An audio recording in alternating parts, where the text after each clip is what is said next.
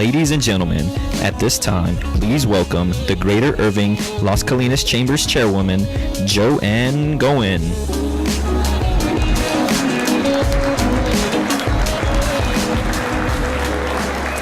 Good evening, and welcome to the Irving Chambers 2012 State of the City Address.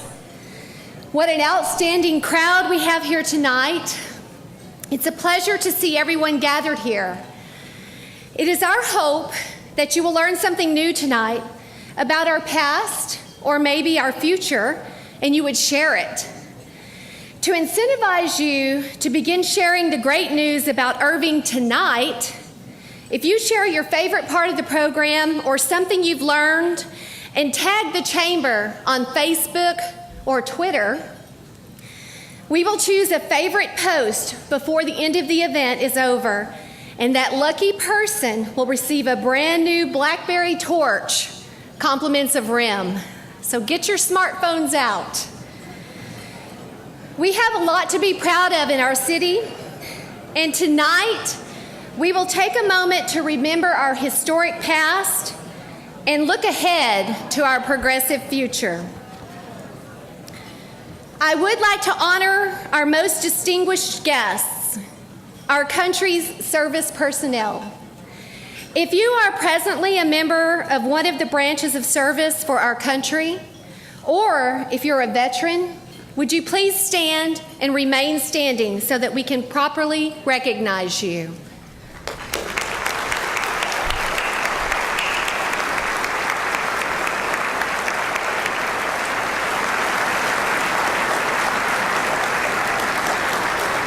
Thank you for your service to our great country. Now we invite everyone to stand with our servicemen and women for the posting of the colors by the Irving Police and Fire Departments, after which we will honor our country by the singing of our national anthem. Quick march.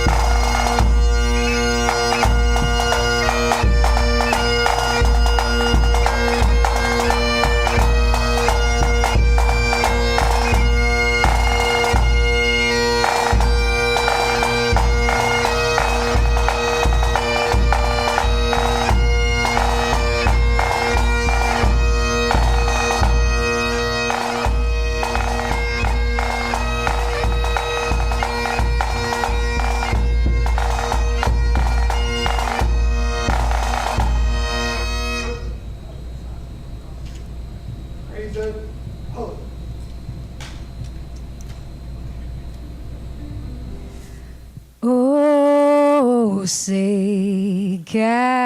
Can you see by the dawn's early light what so proudly we hailed at the twilight's last gleaming, whose broad stripes and bright stars through the perilous fight o'er the ramparts we watched were so gallantly streaming, and the rockets' red glare, the bombs bursting in air, gave proof through the night that a flag was still there. Oh, say does that star-spangled banner yet wave o'er the land of the free and the home of the brave?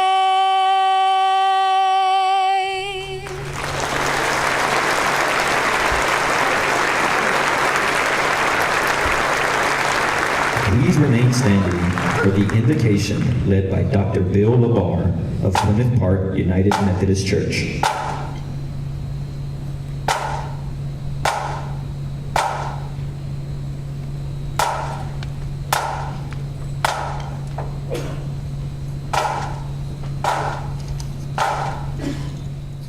Years ago, when I first was beginning my ministry, I had a lovely lady from the Baptist church say to me as I was preparing to invocate, "Brother Bill, don't pray so long that the food gets cold." I have found that to be sage advice. Would you join me in a spirit of prayer? To the God who created and creates, we come before you this evening to give thanks for the blessings of this day. We ask your sustaining spirit to be upon us this evening, to bless our city, its citizens, its leaders, and all of our municipal employees. We ask that your redeeming presence give us insight into fairness, equality, and justice in our city. We ask for the gift of discernment to know what is fair, just, and equal, and the courage to follow where you would lead us, wherever that might take us. We ask your Spirit to bless this food before us, to take it to the nourishment of our bodies, and to keep us this evening in your peace. In the name of the God who creates, redeems, and sustains. Amen. Please welcome Mr. Rudy Martinez of AT&T and the Chamber's Vice Chairman of Governmental Affairs to recognize some very special guests.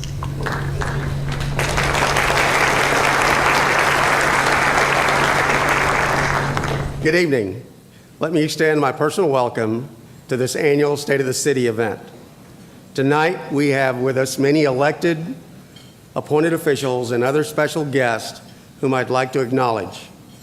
As I call your name, please remain standing, and we ask that applause be held until all special guests have been introduced. We are joined tonight by, and we have a lengthy list, representing the office of Congressman Pete Sessions, Matt Garcia,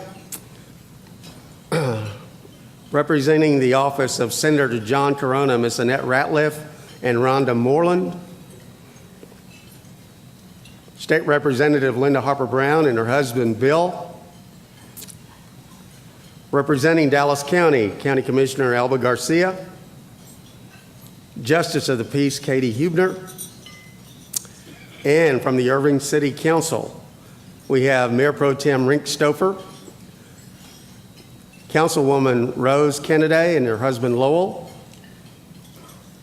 Councilman Joe Phillip and his wife Elizabeth, Councilman Louis Patrick and his wife Nita,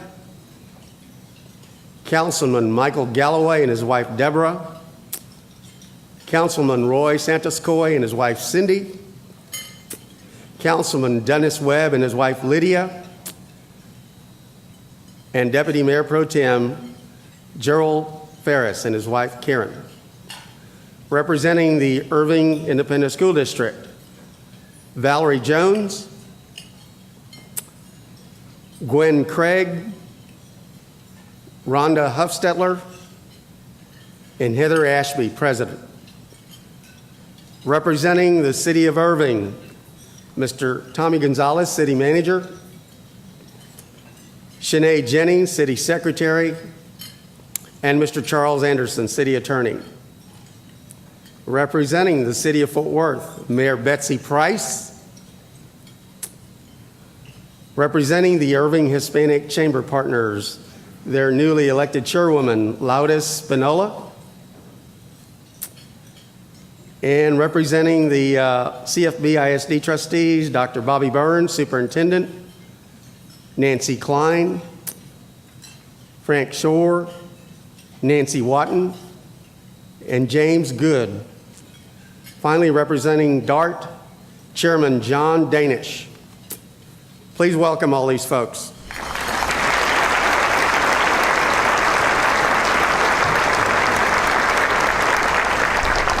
Let me also recognize a few other special guests joining us from out of state. Fred Heinrichsey, President, and Robert Turner, Vice President of the Brookdale Group, the new owners of Williams Square. Gentlemen, thank you for your investment in our community. Also at their table is Ben Peasclock, Regional Vice President of Gables Residential.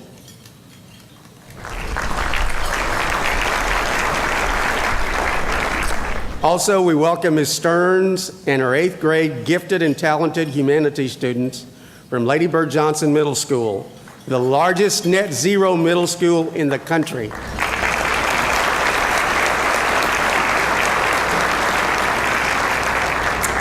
I'm now pleased to have the opportunity to present a very special award to one of Irving's own. Representative Linda Harper Brown, would you please join Chairwoman and me on stage?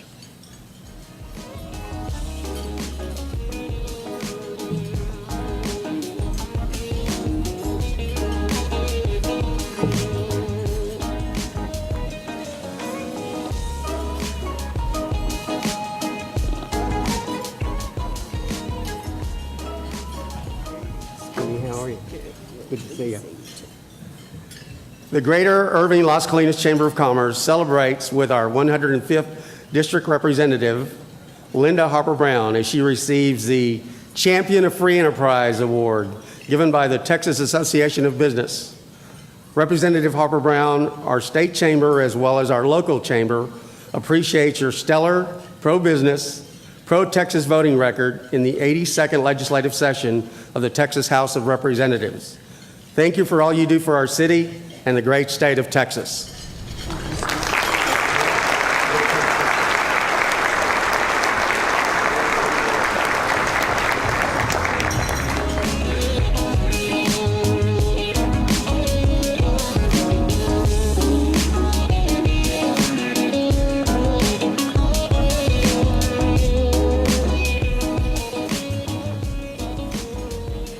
As 2012 marks the 80th anniversary of our chamber, the 100th anniversary of the Irving Heritage House, and the 75th anniversary of the Irving Las Colinas Rotary Club, we are reminded of Irving's rich history and the value of civic engagement in our community.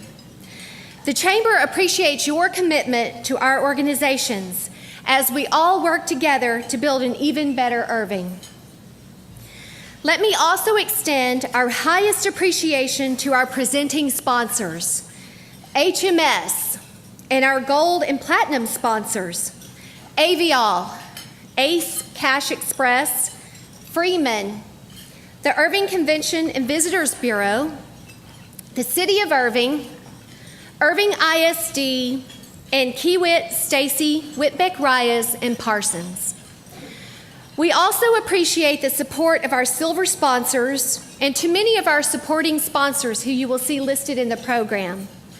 We encourage you to support these fine businesses and organizations. Without these companies' generous support, an event of this magnitude and importance would not be possible. Would you join me in showing our sponsors our great appreciation?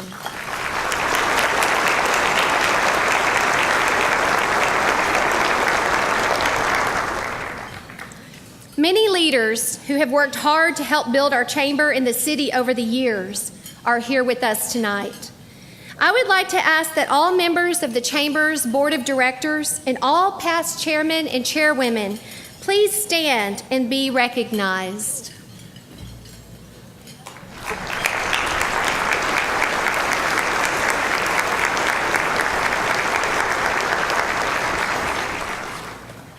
And speaking of Board of Directors, we have some breaking news. Officially announced tomorrow, congratulations to one of our board members, Cindy Shamp, president of Baylor Medical Center at Irving, for being named one of the top 12 women in healthcare in North Texas. Congratulations, Cindy.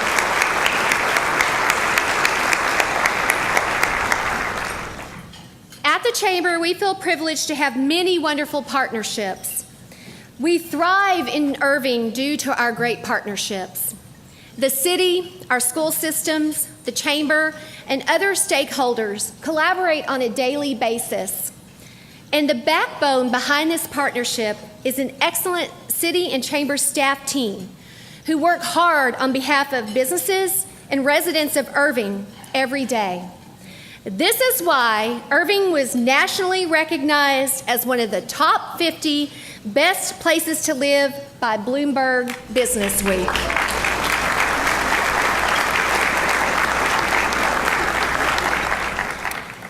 Under the leadership of our wonderful city manager, Tommy Gonzalez, Irving received the Texas Award for Performance Excellence, an award modeled after the coveted Malcolm Baldrige National Quality Award. Irving is the only city in Texas to ever do so.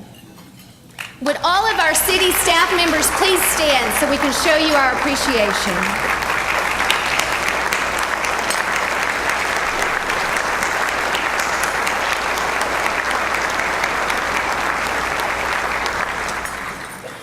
We would also like to congratulate Irving ISD on earning 5 stars from the state of Texas for strong academic progress and efficient financial management.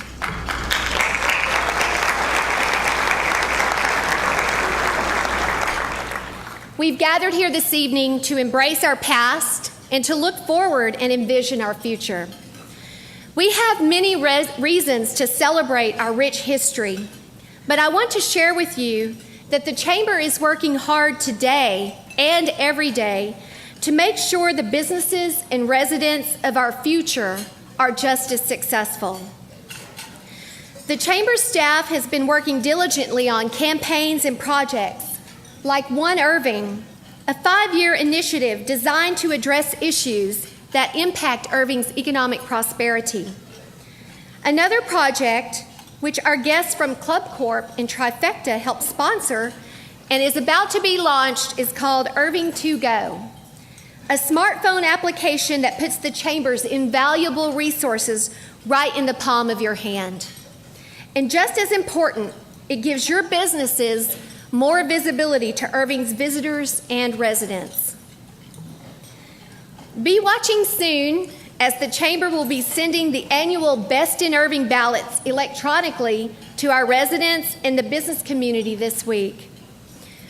Last year's nominees, along with the businesses that participated in our Shop in Irving campaign, are seeing positive results for their business. The Chamber and the Economic Development Team is also hard at work with our city's partners to recruit and retain businesses in Irving. If you haven't heard, last Friday, the Dallas Business Journal broke the news that your Chamber and your city staff put together a deal with Christus Health that will bring 650 jobs to Irving.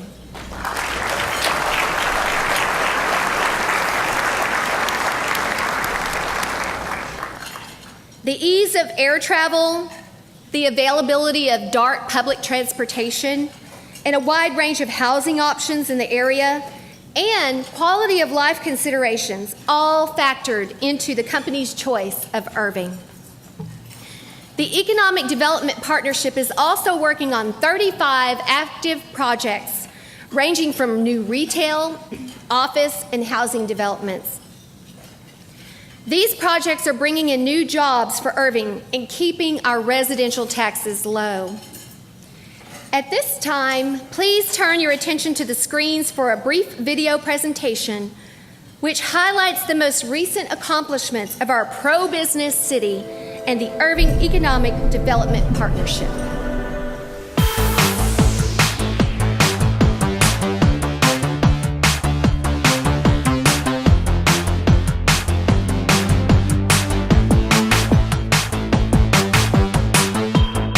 Look at all that's happening in the city of Irving. I wouldn't live anywhere else. Residents are not the only ones taking notice. Bloomberg Business Week named Irving to its list of the 50 best places to live. The magazine says Irving ranked high on our list as an area with great parks, golf courses, large numbers of restaurants, and a low rate of violent crime. I absolutely agree. The city is outstanding. The services of the city are outstanding. There's a lot of pride here, and we appreciate that. It's just a great place to live. I mean, it has a lot of things to offer, great restaurants, great eating, and just a great community. I had the opportunity to work in 13 different stores across the state and different states, and by far this is the most that you see a community where it's like family. Here are some of our successes. 1 year ago, State of the City celebrated the opening of the Irving Convention Center at Las Colinas. In only the first 9 months, it hosted more than 160 events, drawing 100,000 visitors. And typically new convention centers take a good 2 years to start ramping up on business. And we're already at levels that probably be around year 2.5 to year 3. And it's doing exactly what we thought it was going to do, so we're real pleased. Also on the business front, the global headquarters of Colinas Corporation and Consolidated Electrical Distributors relocated their global headquarters to Irving. Those business wins and others have helped stimulate the market for the construction of more than 300 new homes in just the past year. Irving boasts high-end housing developments, including the lakes of Las Colinas, La Velita, and Graff Farms. Throughout the city, new amenities are available for residents. Among them, 2 new spray parks opened to help people beat the heat. The northern extension of Campion Trails is now open at Sam Houston Trails Park. This is just sort of the icing on the cake now. From north to south, the Campion Trails are now more than 10 miles long in Irving, all paid for with Dallas County grant money. The city has capitalized on the grants to complete many projects. It's not a coincidence that we've done 5, because every project is really, really top-notch. It's done on time. We've got some projects in some cities that we work with where the plans are always going to be done in another month.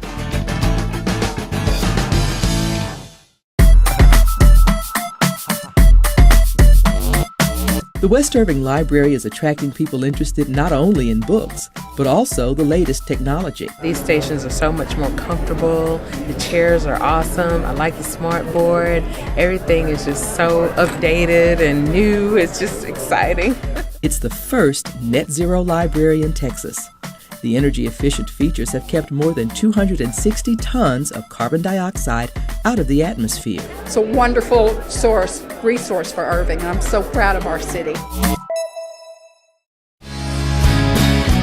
On Irving Boulevard, grant money paid for new entry gateways. They are among several upgrades designed to improve the main corridors across the city. There is also a focus on keeping them litter-free. More than 716,000 pounds of litter were picked up last year. Sound walls built on State Highway 183 are a step in the process of reconstructing the highway. Redevelopment is underway in Heritage Crossing. Crews recently demolished the Comerica Bank building. This spring, a brand new branch with a landscape courtyard is scheduled to open. Other projects in Heritage Crossing are already complete. It's been very easy doing business here, even from the construction side. The Chamber's been very helpful to us, putting us in contact with the right people. The city's been real helpful. It's a very smooth opening for us. Across Irving, crime dropped for the 8th straight year and set a new record low. Neighborhoods are improving. On Tudor Lane, crews tore down substandard apartments and new homes are being built in their place. Those successes and many others led the city to earn the Texas Award for Performance Excellence. City of Irving is the first city to be a recipient of that award. It's an honor based on a thorough application, study, and on-site visit by a panel of judges. Well, City of Irving, they had a lot of strength in the area of leadership and management, and of course communication. I think this is a great accomplishment for the city. It shows that we're going beyond what is expected. We're looking at how we can do things more efficiently and actually use their tax dollars more wisely. I also want to applaud Tommy for staying the course, getting the results, and being able to demonstrate that a city really can deliver good benefits to its citizens while reducing its costs by $18 million and provide an example for all other cities across the country. It all comes together to make the City of Irving a place residents are proud to call home. A recent survey showed 3 out of 4 people would recommend living in Irving, and more than 70% rate services as good or excellent.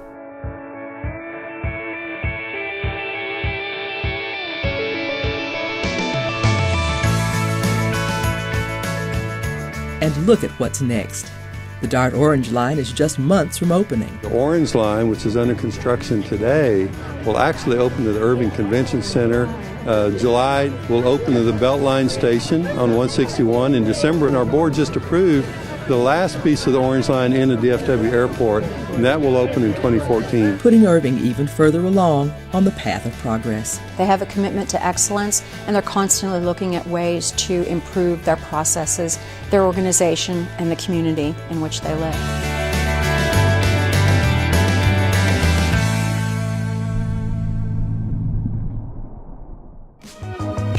Ladies and gentlemen, please welcome the president of the Irving Heritage Society, Mary Moorman.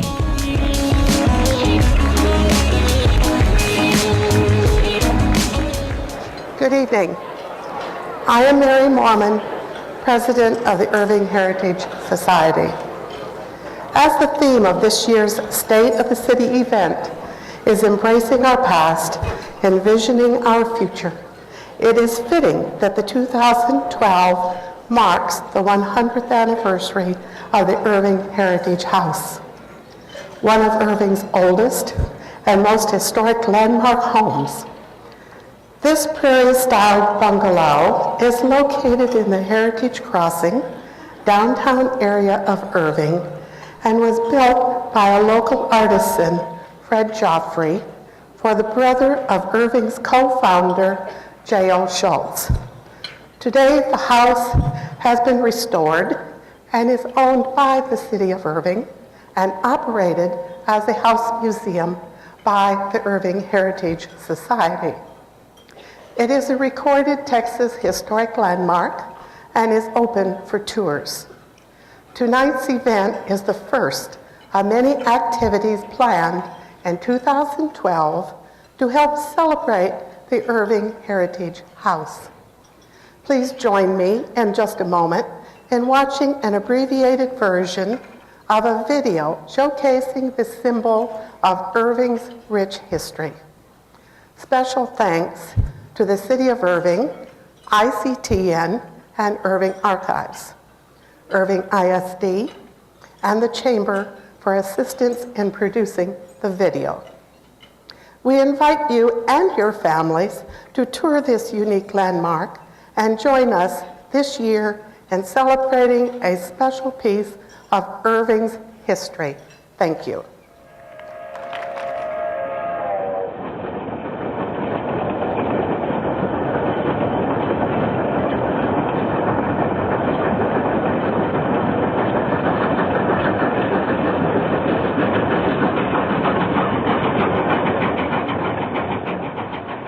Shortly after the turn of the century, 2 young men working with a Rock Island Railway surveying crew found themselves working on a 10-mile section of proposed railroad between Fort Worth and Dallas. J.O. Schultz and Otis Brown didn't know it then, but they would become the founders of the city we know now as Irving, Texas. C.P. Schultz, brother of J.O. Schultz, came to the area with the surveying crew as well. When he returned to take over operation of the Schultz lumberyard, he met and married Miss Virginia Tucker of Dallas. He built a lovely home for his bride on what was then called Iowa Street and is known today as O'Connor Road. Their home became the center of civic and social life for the community, and today it is an integral part of the city's history and traditions. Heritage House.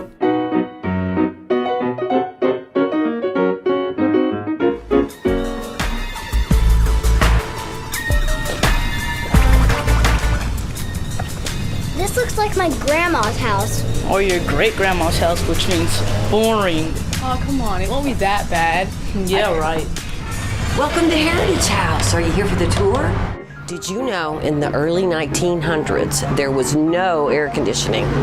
So when it was hot, especially in the summertime, people would come out here to the porch, pull up a rocking chair to cool off. Wait, no air conditioning? What about running water?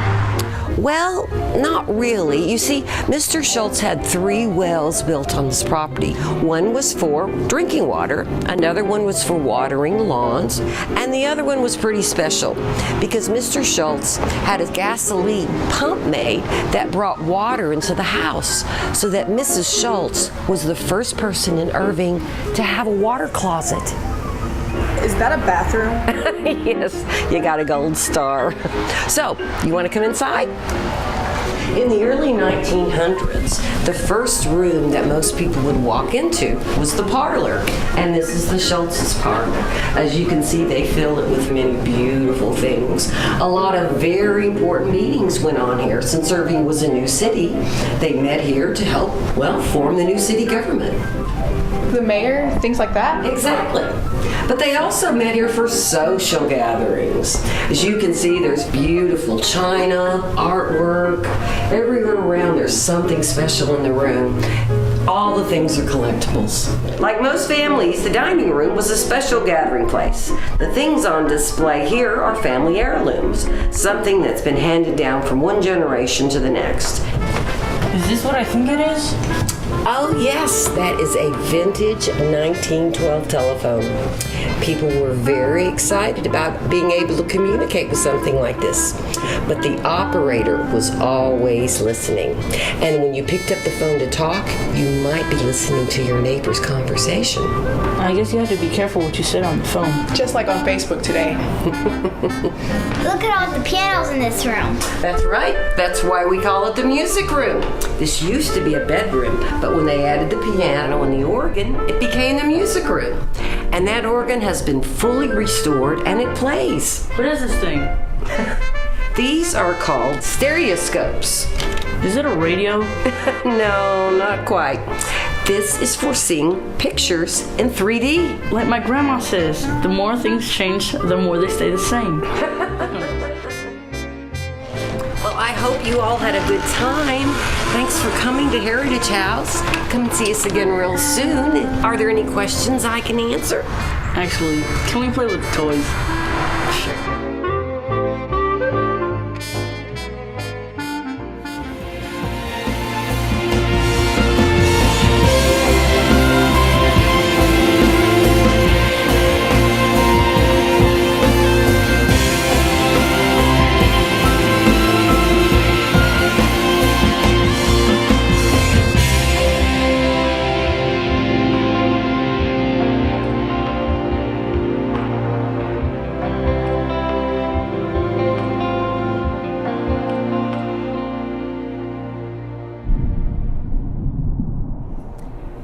I would like to recognize Jason Simon with Congressman Marchant's office, who has joined us this evening. Please give Jason a round of applause.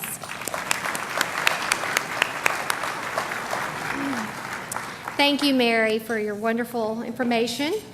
As I mentioned earlier, the Chamber has great partners throughout the city. We recently have taken note that many of our partners have been growing.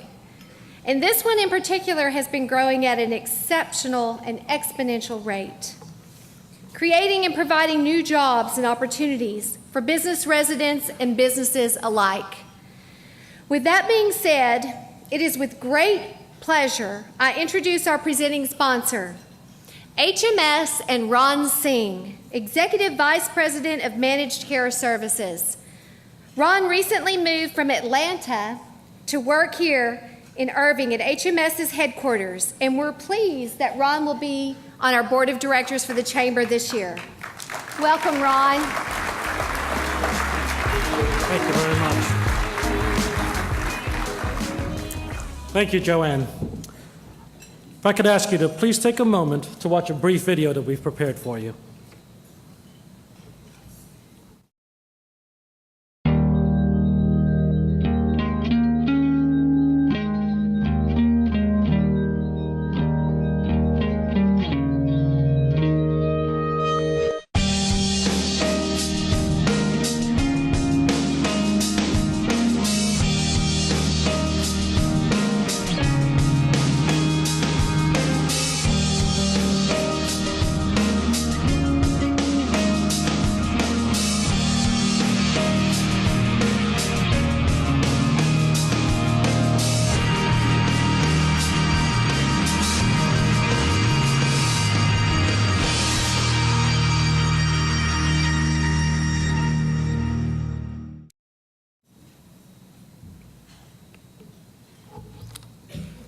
Good evening. I'm honored to represent HMS tonight. HMS's mission is to improve the effectiveness of our nation's healthcare system. We serve both government and private healthcare payers to make sure that healthcare claims are paid accurately. Last year alone, we recovered over $2 billion for our clients and saved them $4 billion more through the prevention of erroneous payments. HMS's journey to this great city started back in 2008. When we decided to make Irving the home of our National Operations Center. That decision has served us well in many ways. First, Irving has provided us with access to a large and talented local workforce, helping us to double the number of employees in just a few years.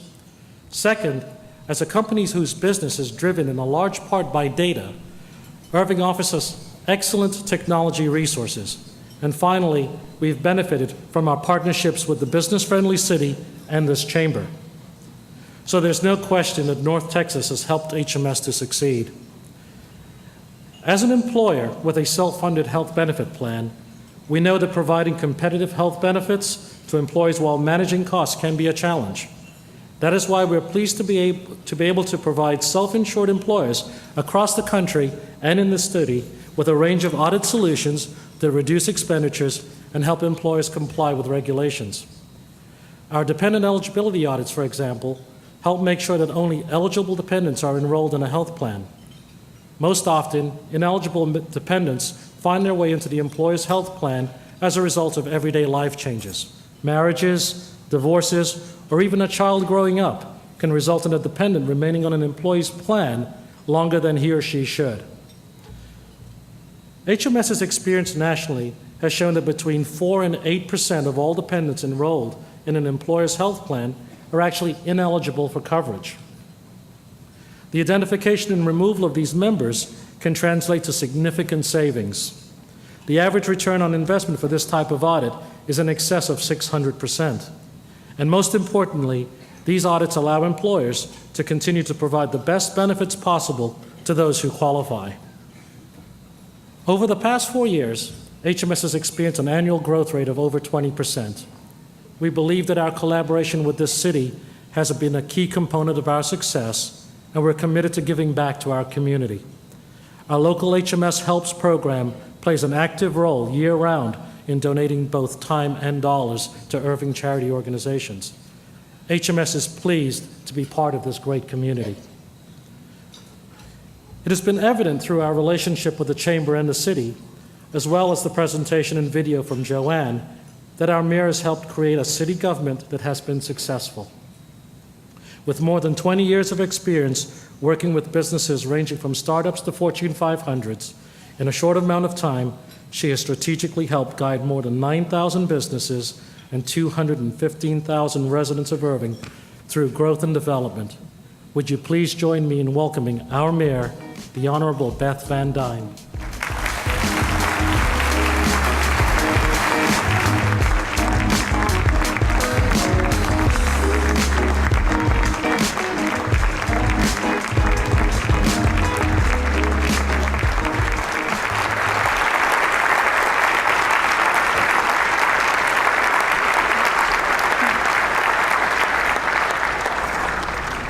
I want to thank all of you here tonight. A good friend of mine told me before I started to be brief, be brilliant, and then be gone. So I will definitely try to keep that in mind with my comments tonight. I can't promise to be brilliant, but I will try to be brief. Good evening, ladies and gentlemen, and honored guests. We have many of you out here. I don't know how many of you heard about Honorable Mayor of Fort Worth, Betsy Price, has joined us. I want to thank her very much for being here tonight. We'll talk a little later about some of the initiatives that the mayors in North Texas are working on together, but we really do appreciate you being here. I also want you to join me in thanking the Chamber staff for organizing tonight's event. I think you'll agree that they have done a fantastic job. And a very special thank you for the communications team for all that it has done tonight. And Susan Rose, I don't know if you're out there or not, but Susan has been fantastic in helping me to prepare for tonight. And I promise you that it is not because she has not been diligent in trying to get me to write my speech before today, but she has been very, very, very strong, and we really appreciate her. I think she's a fantastic asset to the city. Max Dupree, author of Leadership is an Art, said the first responsibility of a leader is to define reality, and the last is to say thank you. And in between, the leader is a servant. In putting together tonight's comments, I watched the President's State of the Union address last week, as many of you all others did. After his speech, Britt Hume from Fox News said that these speeches, while obligatory, are murderous tasks. And I can tell you straight out that is absolutely the case. To define reality, they are often boring and very long. You'll be pleased that I've taken that to heart and will be cognizant of that this evening. In any event, I promise you will be going home sooner than you did last year. Something else I learned from Obama's speech was that he received more criticism from what he didn't include in his comments than from what he did. So with that in mind, I'm going to follow tonight's speech with a brief Q&A. So we're going to have roaming mics. So if you've got any questions, if you've got important things and issues that I have not talked about tonight, I want you to feel free to go ahead and ask me. So not only is this the first time we've ever actually had a Q&A following a State of the City speech, but it's actually the first time that the State of the City of Irving speech has been given by a mayor in a skirt. And no, Marvin, a long coat does not count. So over the past year, and I'm supposed to have, there we go, have I started? There we go. So over the past year, we continue, and we really have made some significant accomplishments, and I want to make sure that we talk about those this evening. We continue to lower our crime rate, and we experienced our lowest crime rate this past year. So Chief Boyd, if you are out there, I really would appreciate you standing right now for a round of ovation, because that is not a small accomplishment.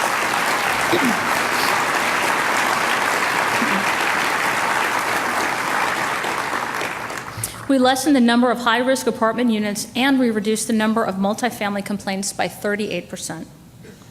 The Tudor Lane Improvement Project saw us complete demolition on all remaining dilapidated structures while developing sites for 37 new homes. Our planning, codes, and public works departments have worked conscientiously with council to strengthen city ordinances and achieve greater compliance. We removed over 12,000 illegal temporary signs to improve residential areas. You can see that obviously the before and the after pictures. The city opened the first net zero library in Texas, and the West Library has had more than 130,000 visitors in its first 7 months alone. We opened an extension of Campion Trails in Valley Ranch. And this city council also hosted 3 town hall meetings in North, Central, and South Irving to answer your questions, hear your concerns, and listen to the wants and the needs of Irving citizens. They were all very well attended. The council and transportation department have worked to confirm that DART, our orange line, is finally coming in, and we are going to see, you've already seen if you drove over here, that they're building it, but we're actually going to see these stations open this year. That is a tremendous accomplishment.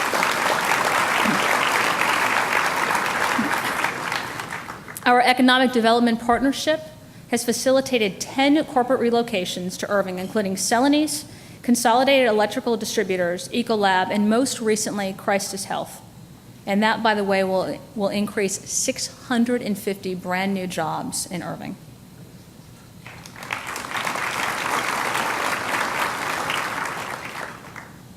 And then we also have Glenn Beck's production company, Mercury Radio Arts, who signed on to broadcast his television and radio program from the studios of Las Colinas. Together with the Chamber, we generated 82 economic development projects that will create an additional 28,000 new jobs in the city. We added $1.48 billion in taxable assets, and dozens of businesses have been revitalized and attracted to accommodate the redevelopment of 183 downtown and Irving Boulevard. And in September, as you heard earlier today, the city was recognized as one of the top 50 cities to live in America by Bloomberg Business Week.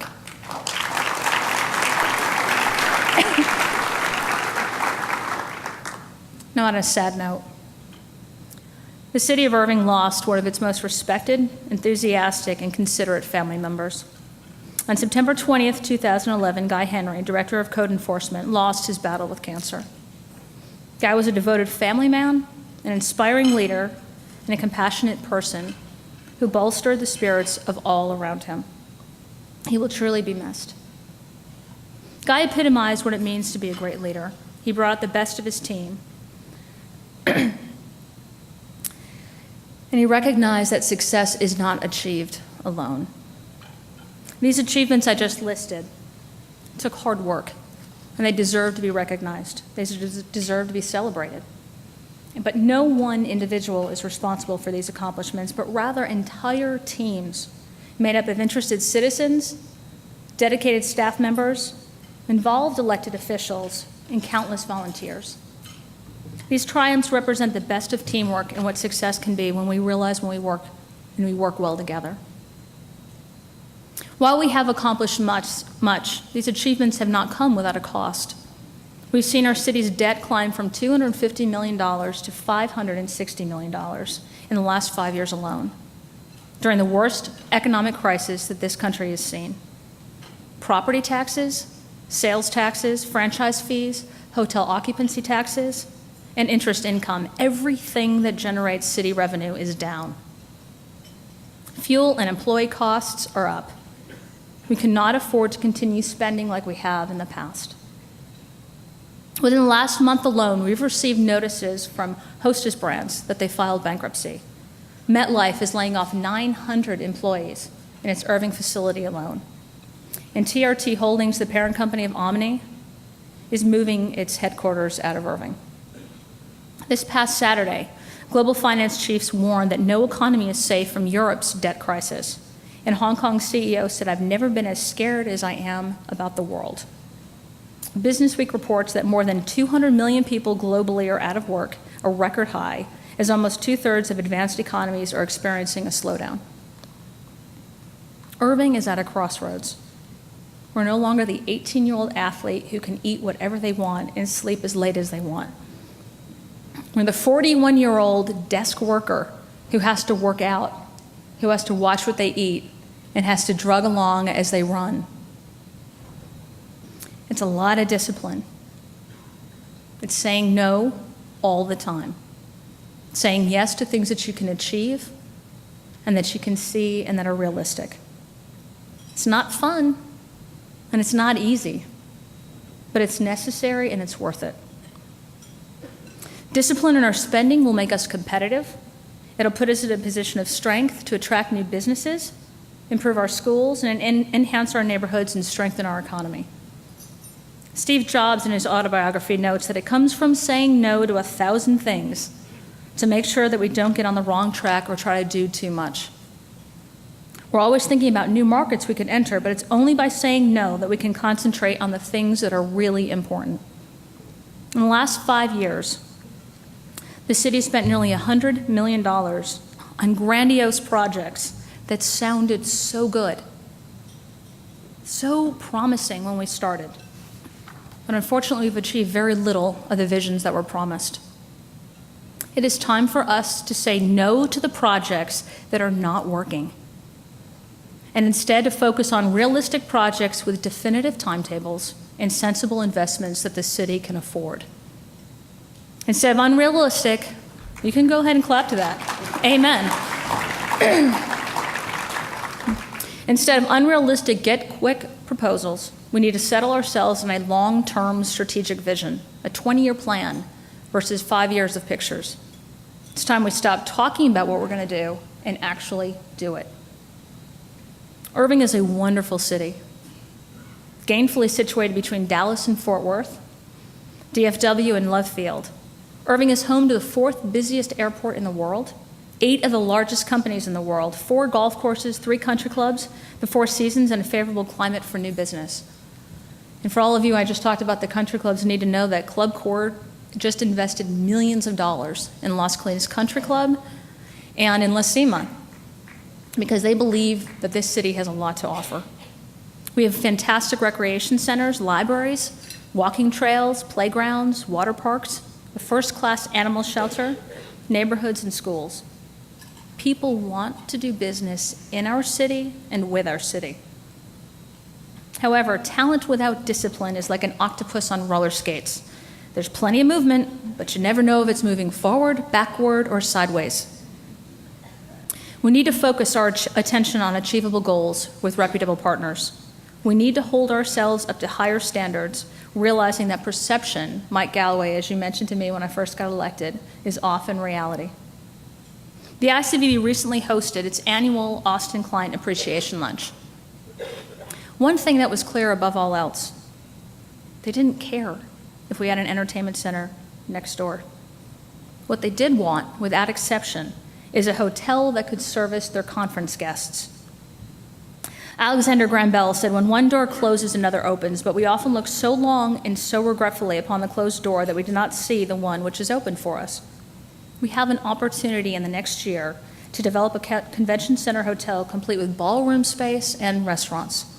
And restaurants is something that I hear not only from our business owners, our visitors, but also our residents that they want more of. So if any of you are out there, and David Cole, I saw you, just a hint. Last month, we received 4 proposals from legitimate development companies to build nationally recognized flagship hotels adjacent to this convention center. The staff is currently reviewing those proposals to ensure we engage with a credible partner who has the experience, the resources, and the motivation to build a first-class facility. Above all, we want a partner who has recognized and appreciates the opportunities we have here and is willing and eager to invest in our community, not merely profit for their own gain at the city's expense. We have had wonderful developers come forward, and I was just talking to the new owners over at Williams Square, and he was saying that they had just seen Water Street, new proposal for Water Street, and it's fantastic. It's right size, they want to develop it, and they have the investment to be able to give it back to the community. And so I think we should all kind of give a hand to that kind of development.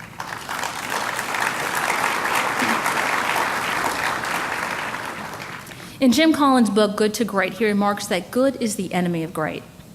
And that is one of the key reasons why we have so little that becomes great. We don't have great schools, principally because we have good schools. We don't have great government, principally because we have good government.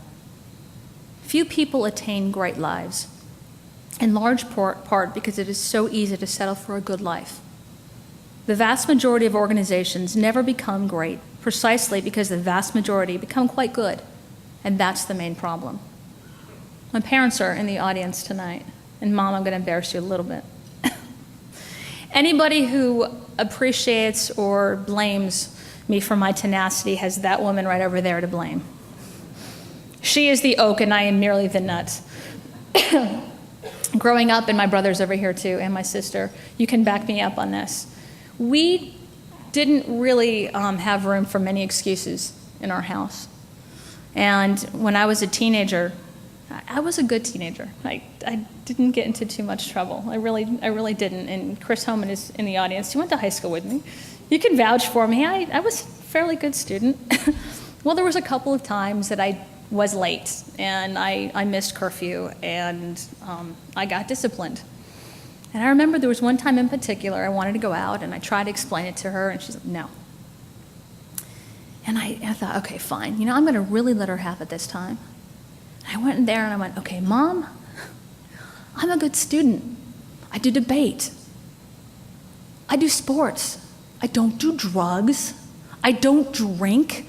I don't steal. What do you want from me? You blinked once. You did not skip a beat. She looked at me and she goes, so you're not a criminal. You want a cookie?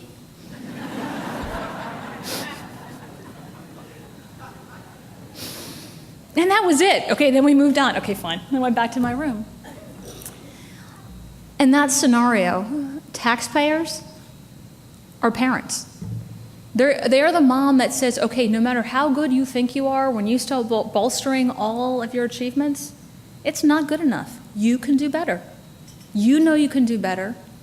I know you can do better. And as elected officials, we kind of need that. We need that push. We can never get lazy, never say that we've done enough. And as taxpayers, that's your job. Irving has many advantages over other North Texas communities. But while we have a solid underlying financial structure for our city, it is well past time we acknowledge mistakes have been made that have prevented us from becoming great.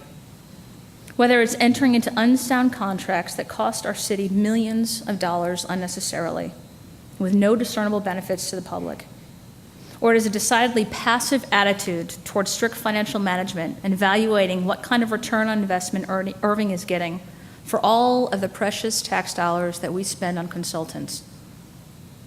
It's clear that we have a long way to go before we can look the citizens of Irving in the eye and say we are spending only what we need to spend, and the money we are spending is well managed, well targeted, and providing a real benefit to our city. I want to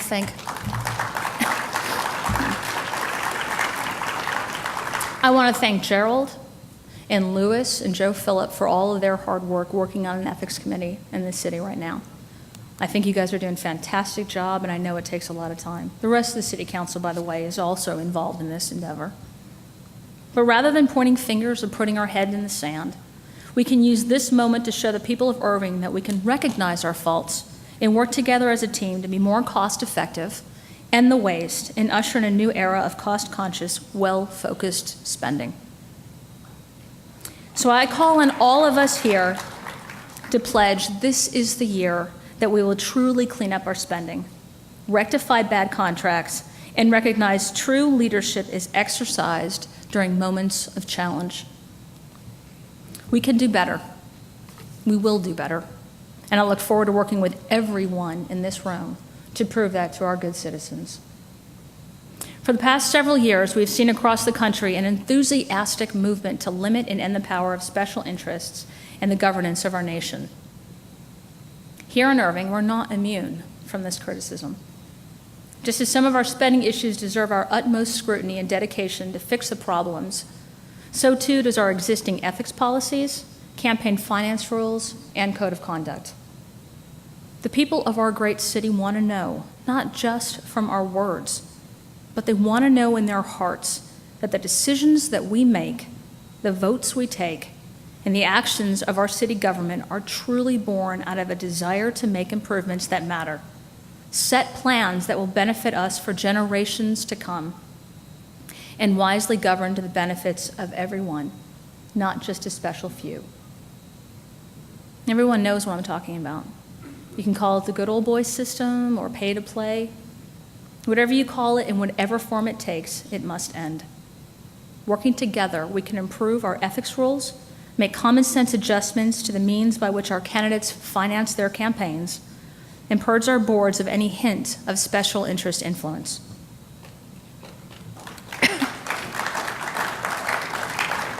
We need a citizen-led government, and to do that, it's time to remember that we have all been entrusted with a solemn faith that our actions are guided by firm principles, and that we are honestly representing and exercising the will of the people. Defining the will of the people can be challenging, as Dennis Webb, I know you know from being on our planning and zoning board. Nowhere is it more difficult in balancing the desire of homeowners than with that of developers. Planning is one of the most important and taxing duties the city has, but engaging investment holders is an arduous task, but it's well worth it when it produces positive results. Working with developers who are interested in improving our city is vital. I want to take a moment to show what an enthusiastic developer can do when they understand what's important to the community. There's a piece of property off of 114 just south of Beltline on the north side. A few years ago, there was a fairly tense debate, a fairly tense council meeting. And the council voted, after a number of people had come up and talked, to zone this area multifamily. They were going to put apartments there. The homeowners from the neighborhood across the street had written letters. They came down to City Hall to speak, and they made their opposition known. Fast forward to today. Hines has now purchased this 120-acre piece of property. And for those of you who might not be aware, Hines has purchased approximately 800 acres in Las Colinas since 2005 and has been responsible basically for jump-starting the development in the urban center. Instead of building the 1,000 apartment units that were zoned for this plot, they have planned to build 400 new single-family homes in an upscale community complete with parks, neighborhood amenities, and water features.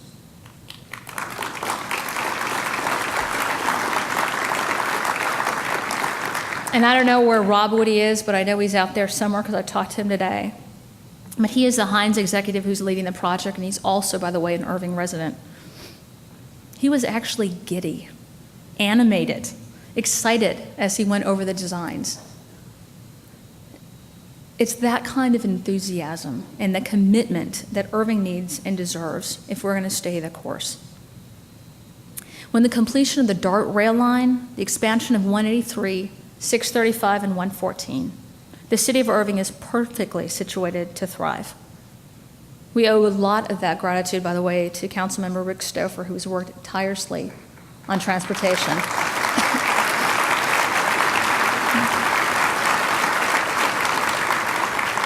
And to Councilwoman Rose Kennedy, who has also worked on transportation issues. Over the past several months, staff and I have met with dozens of developers who are interested in investing their own private capital to build in our cities. These include hotel projects, single-family home neighborhoods, retail shopping centers, restaurant sites, complex entertainment centers, sports complexes, and even family theme parks. Many are tied to the trans-oriented development areas around the new DART stations. Whatever projects we pursue, we need to look at them with an eye to the future. Having a long-term vision of what we want the city to be is the only way to plan.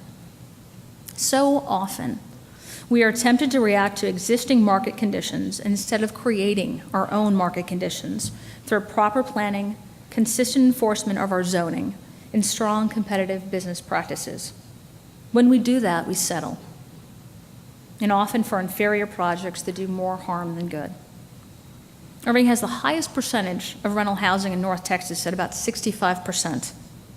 If we must continue to build apartments in areas like our TOD stations, where we're told that we need high density in order for any retail or restaurants to be built, we must at least insist on higher quality projects.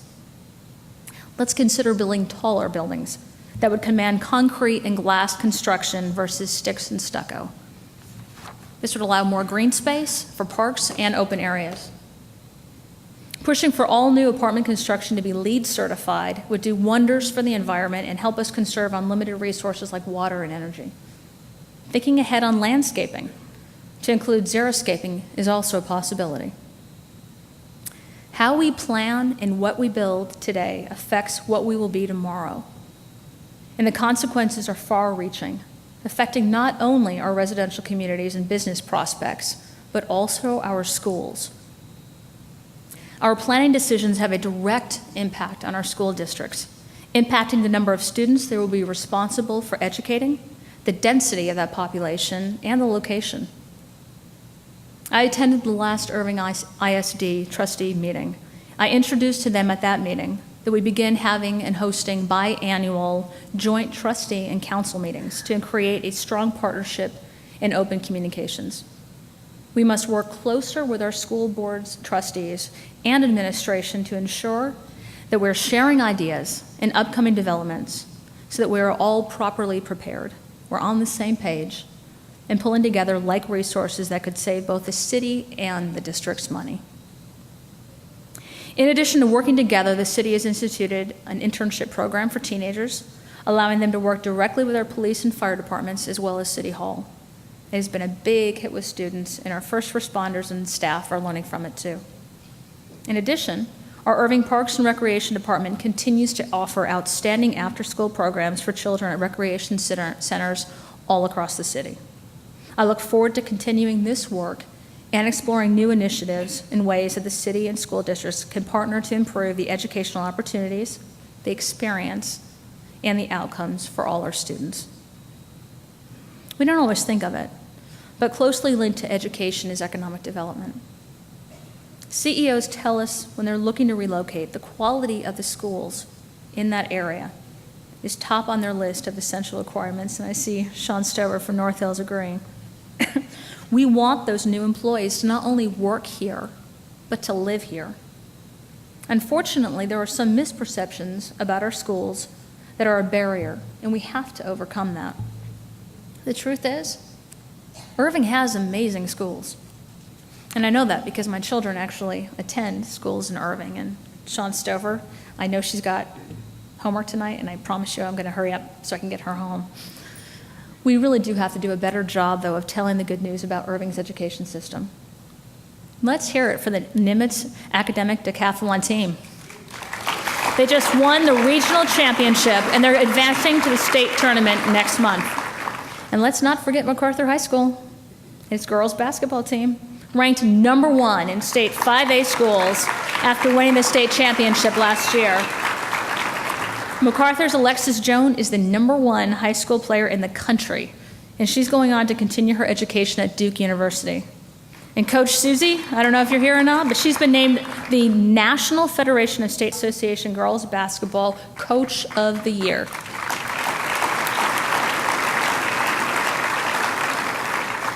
We have other educational choices outside of traditional public schools as well. The Highland School and Cistercian are ranked one of the best in Texas. North Hills, a charter school, is listed among the top 20 public schools in the nation by both Newsweek and the Washington Post. 100% of their 2009 graduates are attending college. Uplift Education, who founded North Hills, now has 2 schools in our city, and they're actually planning a 3rd. So we want to encourage charter schools as an alternative, as an opportunity. We're going to encourage them throughout the year. What about postgraduate opportunities? University of Dallas, I know you guys are over there somewhere. There we are.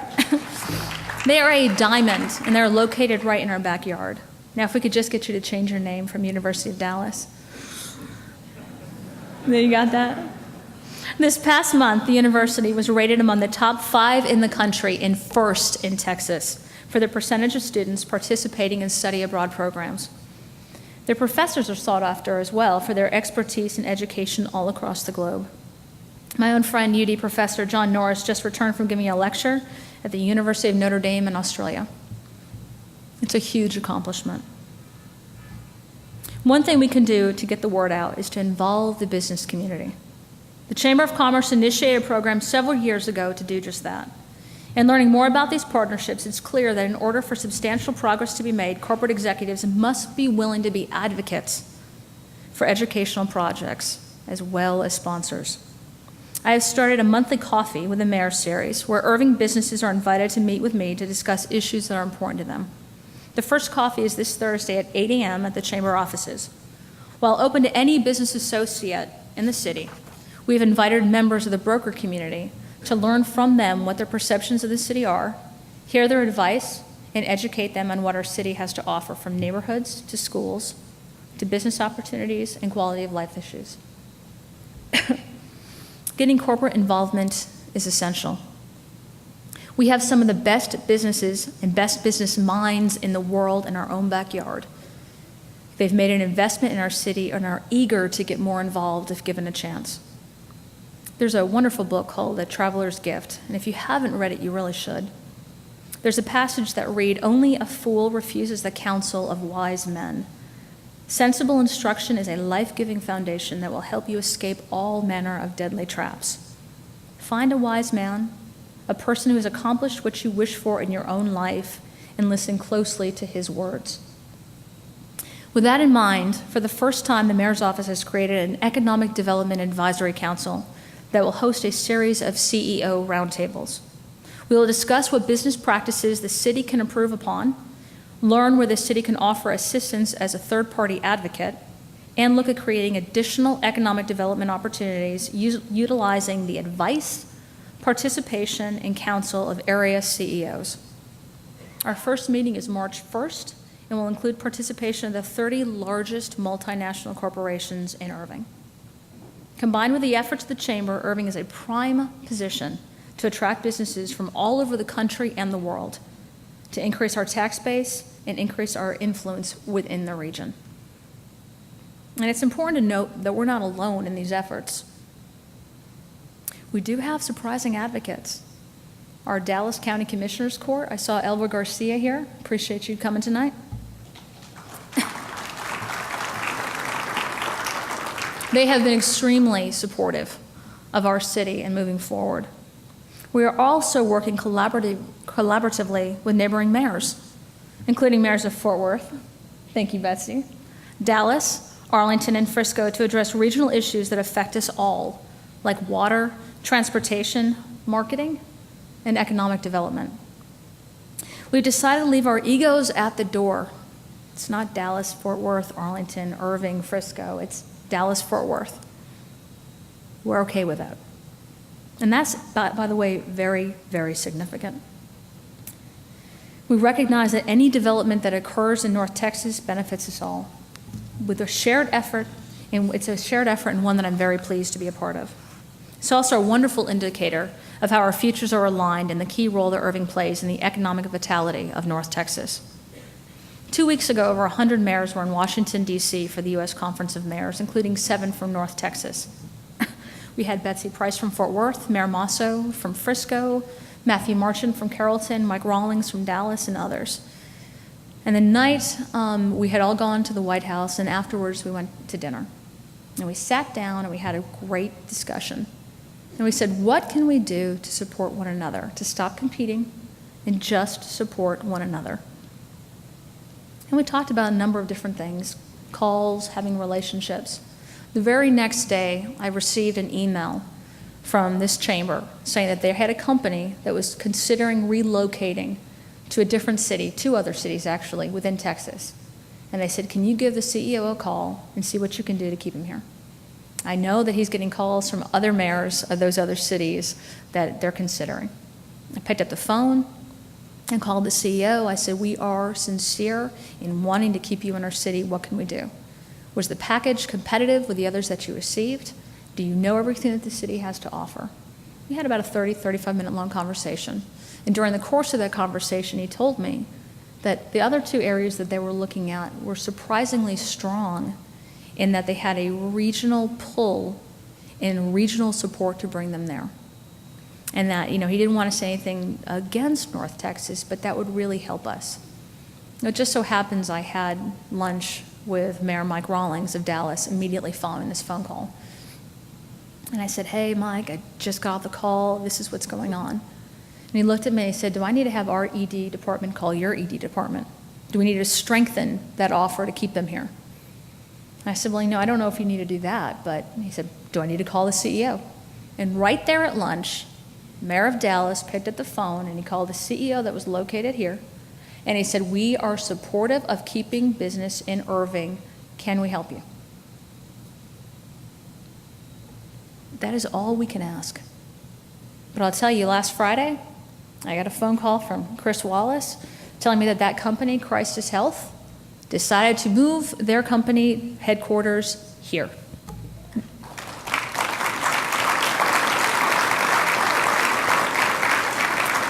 They currently have 35 workers here. In the next 12 to 18 months, they're looking at bringing in 650 new jobs.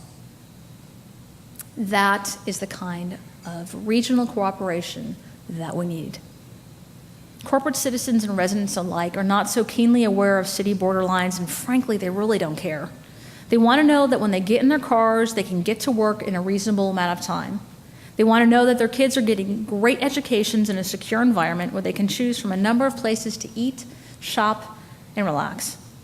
That when they go home, they can hang out in their homes in a safe, attractive neighborhood. By working together as a team, we will be able to attract employers, students, crucial talent, and jobs from all areas across the world and bring them to North Texas. Our regional cooperation will make us stronger, more competitive, and more effective. In the end, it's all about the relationships that we form. I look forward to strengthening ties with our neighbors, and Betsy, I've seen you in action, and I am in awe. And I look forward to learning much more from you.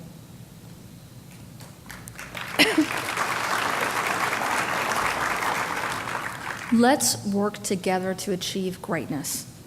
Let's accomplish manageable development in both the urban center and downtown Irving by generating a 12-month, a 5-year, and a 20-year plan, outlining clear expectations and producing tangible results. Let's create an economy built to last by showing fiscal responsibility, strong financial management, and restraint when necessary. Let's lead by example and establish an ethics policy that reflects our community values and principled governance. Let's work with our schools to enhance our reputation in education and develop innovative approaches for municipalities and schools to share and garner resources. Let's respect the business leaders in our community and give them more opportunities to work with us to bolster the economy, improve our business practices, and establish strong corporate relations. Let's show our neighbors that we are a formidable regional partner by collaborating with them on issues such as water, transportation, and economic development. Finally, let us set a respectful and professional tone in all of our actions, in all of our meetings, and in all of our communications. We have had some tough meetings the last few months. We still have a few divisive projects to manage, but divisive issues do not have to divide this council. Last night, the City Council unanimously voted to begin the process of severing ties with McDougall's Heritage District, LLC. This was a very difficult decision, but we as a team believe it is the best course of action if we ever get to develop in Irving's downtown area. And I want to thank Roy Seneskoy for really being the voice of reason in our executive session, in stressing we all need to pull together unanimously and as a team with one strong voice.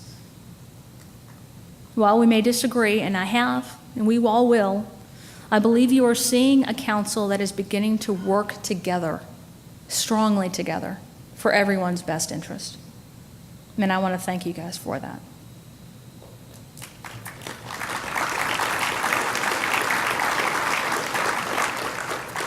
To be one, to be united is great, but to respect the right to be different is even greater. We can't let the tone of politics overpower our purpose. Though we may have different opinions on the entertainment center, Heritage Crossing, or whether Joe's apple pie is better than Mama's daughter's, we need to listen to one another, respond with respect, and work as one trustworthy unit toward a common goal. We must move forward. The first responsibility of a leader is to define reality. The last is to say thank you, and in between, the servant is a leader. I've defined some reality. Hopefully, I've served a thought-provoking address, and now I want to say thank you. Thank you for allowing me to serve as your mayor. Thank you for your advice when it's needed, your criticism when it's warranted, and your support when it's earned. Thank you.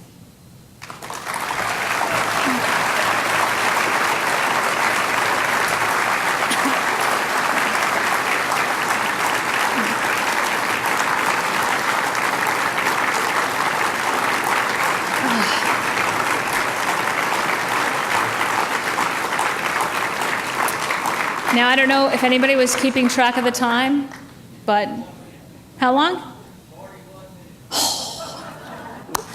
But I did promise some Q&A, so we do have people that are walking around with microphones.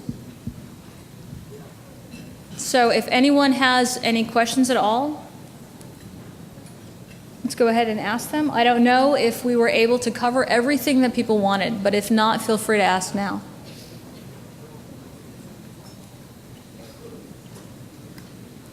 And if there are no questions, that was a fantastic presentation, and I must say so myself. But at this time, I would actually like to invite the city council members to please come to the stage. So Roy and Joe and Louis, Rose, Mike, Gerald.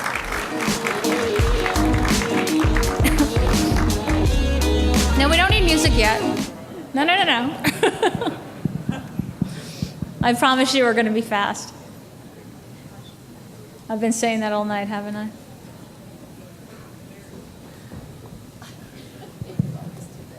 You did that just to show off. Good. Just to show off. This is your city council.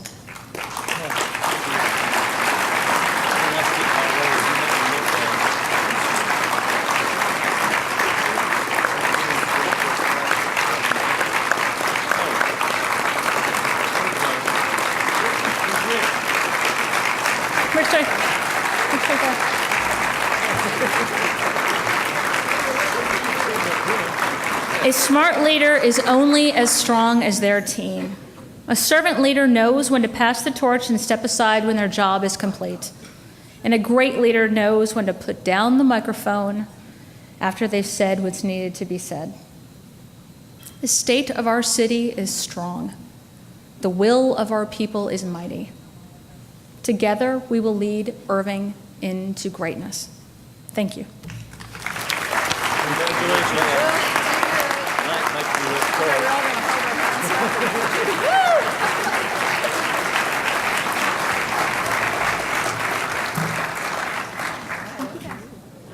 We want to welcome Bennett Ratliff from Coppell ISD trustee, who has joined us tonight. So thank you, Bennett, for joining us.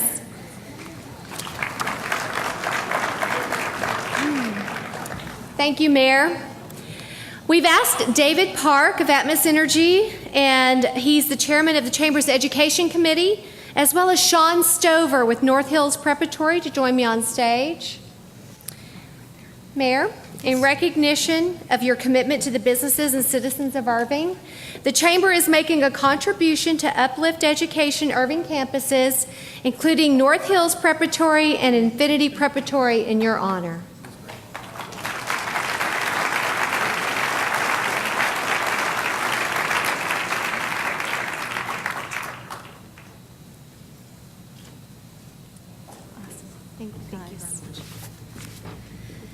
In closing, let me acknowledge Kitty Baker and the Irving Senior Arts Program, as well as members of the Irving Heritage Society Board, who've donated their time to help us stuff our great takeaway bags, which you will receive on the main floor before exiting, or in your car if you used valet. Please also remember to stop by the HP Byron Nelson Championship table on your way out, and look for the Salesman Club members wearing the red pants for more information on the upcoming 2012 tournament. I'd like to thank Chris Caffey, the events director for the Chamber, and all the Chamber staff for the fabulous implementation of this event. Thank you guys so much.